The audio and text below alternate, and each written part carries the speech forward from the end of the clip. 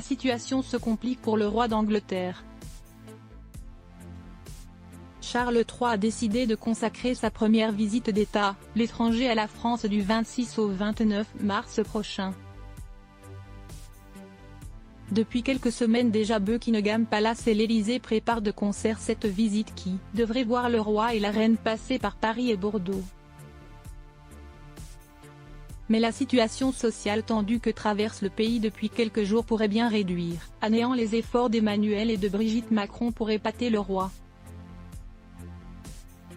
Le dîner prévu à Versailles pourrait même être annulé pour éviter les manifestations. Pourrait-il avoir lieu à l'Élysée? Selon RTL, cela semble également compromis, les cuisines sont en travaux, expliquait ce 23 mars Sophie Orange.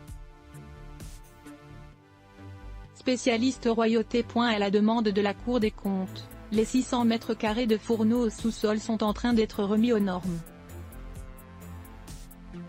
Et comme si ce n'était pas suffisant, le chef de cuisine n'est pas là non plus,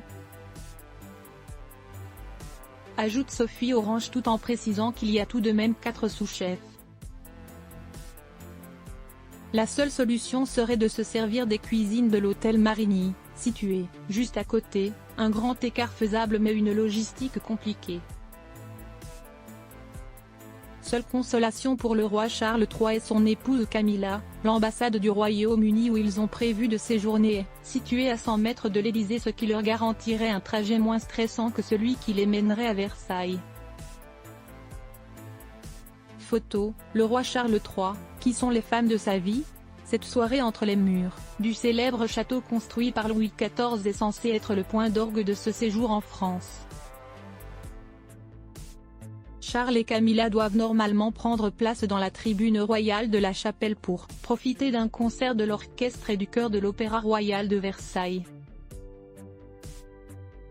Au menu, des œuvres de compositeurs britanniques, Henry Purcell, John Blow et le plus célèbre d'entre eux George Friedrich Händel, qui avait composé en 1927 la musique du couronnement du roi George II à l'abbaye de Westminster, détaille RTL.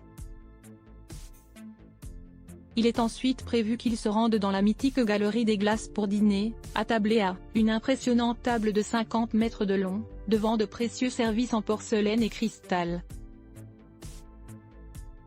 Enfin, si cette soirée est maintenue, le couple royal aura le loisir d'échanger avec les Macron en plus les autres membres du gouvernement, artistes, auteurs, directeurs de musées, ou encore entrepreneurs invités à l'événement. Crédit photo, agence Best Images.